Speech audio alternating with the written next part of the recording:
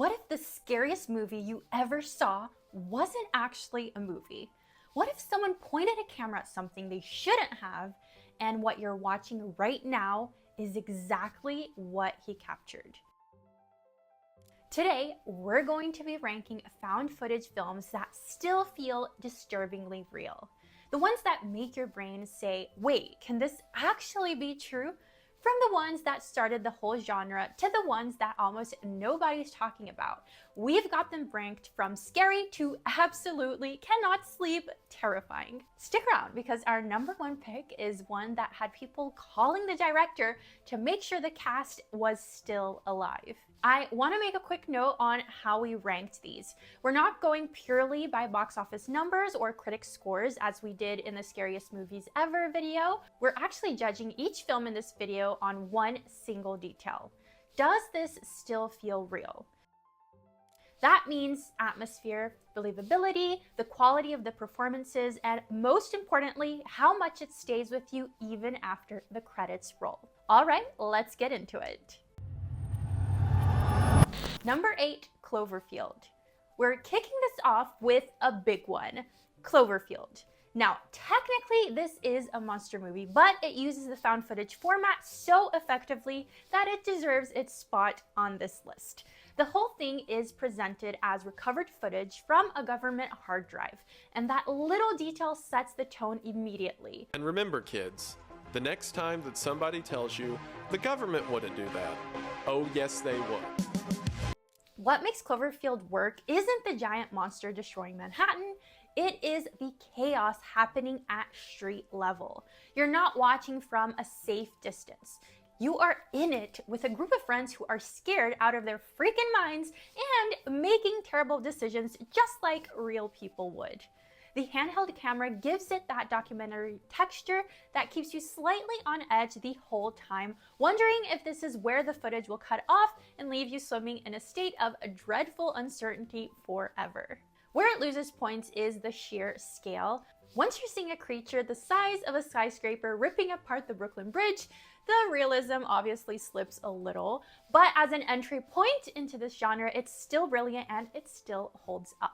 Just a side note, what made this more interesting to me on my fourth rewatch was that they don't ever mention the monster's name in the movie itself.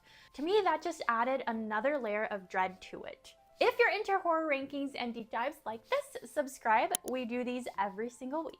And if you want to go deeper into the horrors, we've got a full ranking of the scariest movies ever on the channel. Go check that out next. Number 7, Rec. Rec is a Spanish film that does something most found footage movies don't. It gives you a solid reason for the camera to keep rolling. Angela is a TV journalist filming a nighttime segment with the Barcelona Fire Department. When they respond to a call at a residential building, the camera stays on because that's literally her job. Even if she wants to, she cannot turn it off. And that feeling is what keeps the viewer from reaching out and turning it off too. From there, the building gets quarantined. People start turning, and this entire film is one endless, uninterrupted night of escalating terror captured on that single news camera. Just let that marinate for a second. Yeah. The final sequence in the penthouse is genuinely one of the most terrifying things ever committed to a horror film. If you haven't seen it in the dark with headphones on, you haven't really seen it. In my opinion, Rec is the one film that I recommend you watch in utter darkness with the doors closed, curtains pulled shut to really capture the end of the world vibe. 11 out of 10 experience. Try it. The American remake, Quarantine, is a shot-for-shot copy, and it's fine, I guess, but it doesn't hold a candle to the Spanish version. There's just something about the language barrier and the unfamiliar setting that just makes the original hit differently. Rec deserves every bit of its reputation. Number 6, Paranormal Activity. Let me tell you something fun about Paranormal Activity. This thing had a budget of $15,000 and made nearly $200 million at the worldwide box office. Yeah, that is not a typo. And it did it almost entirely on the back of atmosphere and dread. The setup is simple and pretty cliche as setups go. A couple moves into a suburban house, sets up cameras because strange things are happening, and then they review the footage. What makes it terrifying is what the cameras catch when the couple is asleep. The long, motionless bedroom shots where nothing happens, and then something does. They are incredibly effective. This movie divided audiences into two strong camps. One found it boring because who wants to look at long spells of something where nothing happens? The other walked out of theaters. That split reaction is actually a sign of great horror because it's specific. It's committed to a premise and it doesn't hold your hand. In my opinion, the haunted house subgenre owes a massive debt to this film. All right, let me pause here for a second. Which of these films have you actually watched alone at night? Because there's a big difference between watching a horror movie with friends and experiencing one of these with the lights off at 2 in the morning. Drop it in the comments because I want to know how brave you really are. And here's a wild thought. The next 3 films on this list all had people genuinely convinced that what they were watching was real footage. Not just feeling creepy, people actively debated whether these were real. That's the bar we're judging the top half of this list. Number 5, Lake Mungo. Lake Mungo is a hidden gem on this list. Many people haven't heard of this Australian true crime style documentary, and it is a pure shame. The story revolves around a family who lose their daughter Alice in a drowning accident. As they go through her photos and videos, that's when things start getting strange.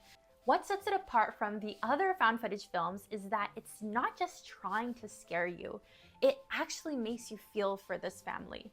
It makes you grieve the loss of Alice as if she had been a real person. The horror sneaks up on you through small, quiet moments, and just when you think you've figured it all out, the movie flips everything on its head. More than once, by the way. The first time I watched this film, I was genuinely caught off guard many times, which made the ending so much more satisfying. The ending involves footage from Alice's phone, and it's the kind of thing that just sits with you. There are no jump scares, no loud music, nothing. It just gets under your skin and it stays there. If you haven't seen it, move it to the top of your watch list. Actually put it on your queue for this weekend. Number 4, The Bay. Barry Levinson, and yes, it is the same guy who made Rain Man, made a found footage eco-horror film in 2012, and to this day, it remains severely underrated. The Bay is made like a documentary report. It stitches together footage from news cameras, Skype calls, police dash cams, security footage, and home videos to tell the story of a town ravaged by a parasitic outbreak on the 4th of July. It makes for a pretty unorthodox viewing experience. While this unfamiliar format might turn you off, try sticking around though. You will not regret it. The horror here is biological, and that's what makes it stick. The premise is backed by real environmental science. Steroids and pollution making its way into the Chesapeake Bay is creating something genuinely nightmarish in the water supply. It reminded me a lot of Bong Joon-ho's 2006 hit, The Host. The film was good enough that the found footage format feels completely earned. You're watching what appears to be suppressed documentary evidence. It's the kind of horror that doesn't leave you when you turn off the screen because you know the environmental conditions it describes are real, even if the specific parasite is fictional. You'll feel it even more now, what with post-COVID and all. Maybe try showing it in your high school geography class this week to drive home the horrors of industrialization and global warming. Number 3, Noroi, The Curse. Noroi is a Japanese found footage film that, in my opinion, is in the big 3 of found footage genre history. Most Western audiences have never heard of it. I actually started this video because of it. It has a 2-hour runtime and is framed as a documentary made by a paranormal investigator named Masafumi Kobayashi, who mysteriously disappears before it's completed. The film we're watching is the recovered footage of his final investigation. What Noroi does brilliantly is patience. It builds the mythology slowly, connecting threads across different stories. A strange female neighbor, a child with abilities that cannot be explained, a cursed entity called Kagutaba, until everything fuses together in a final sequence that is genuinely disturbing. It doesn't rush. It trusts that the audience will follow if the material is compelling enough, and it absolutely is. I feel like that's why this movie specifically is largely unheard of, because Noroi has a level of slow burn that requires a lot of patience to get through. But I promise you, that slow burn is rewarded eventually, and that's why it's got the 3rd position in this ranking. Oh, Jesus!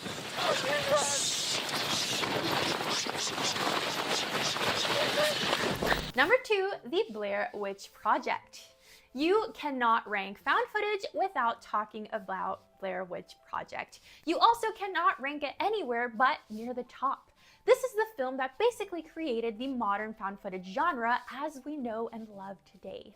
3 student filmmakers head into the Black Hills Forest in Maryland to document a local legend. They get lost, things start happening, and the footage gets discovered a year later. The marketing campaign for this movie was a masterpiece in my humble opinion. On the official website, the actors were listed as missing. Fake police reports were circulated. The IMDb listing even went so far to label them as deceased. Theaters played the film without trailers. Audiences in 1999 genuinely debated whether the footage was real, not as a game, but as a serious question. That had never happened at that scale before. The genius of Blair Witch is what it doesn't show. The tension is entirely psychological. The movie makes excellent use of the trope, what lies in the dark. The terror comes from the darkness outside the tent, from the sound of something circling, from the strange stick figures appearing in the trees. It uses your imagination against you, and your imagination is always going to be scarier than any monster a director could put on screen.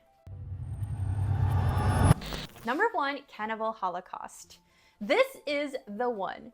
Cannibal Holocaust is a 1980 Italian film directed by Ruggero Deodato, and it holds the uncomfortable honor of being one of the most controversial films ever made.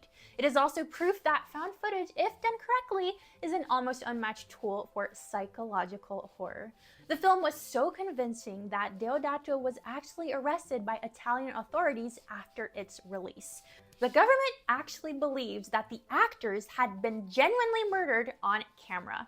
To prove his innocence, Deodato had to bring the cast into a Rome courtroom to show that they were alive. He was then prosecuted on separate charges related to animal cruelty in certain scenes, and those charges stuck. The film was banned in over 50 countries. What makes it number 1 isn't the violence, though. It's the deeper question it raises about who's really doing the exploiting and who the true savages are. The found footage style pulls the viewer into that question directly. You're watching footage that the people filming it died to get. The camera keeps recording because it shouldn't, which makes you uncomfortable in a way that feels intentional. It makes you think about why we watch disturbing things for entertainment in the first place. No other found footage film has tackled that idea as carefully or as effectively. It's not an easy watch, and it's not meant to be. But as a film that actually used the found footage format to say something meaningful and convince the world it was real, nothing else comes close. That is our ranking of the found footage films that still feel genuinely real. From Cloverfield's street-level monster chaos all the way up to film that got its director arrested. This genre has produced some of the most psychological effective horror ever made. Now, I want to hear from you. Which found footage film messed you up the most? Leave it in the comments below and stay scary.